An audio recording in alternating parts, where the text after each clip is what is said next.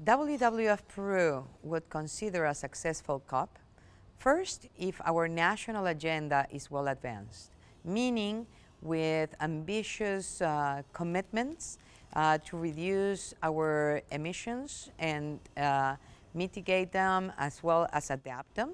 For example, very ambitious targets on non-conventional renewable energies and tackling the zero net deforestation. At the regional level, we would consider an incredible success if Peru becomes a leader at the Amazon level and at the Latin America level to challenge the world to be as ambitious as Peru would be in order to reduce the gigaton gap.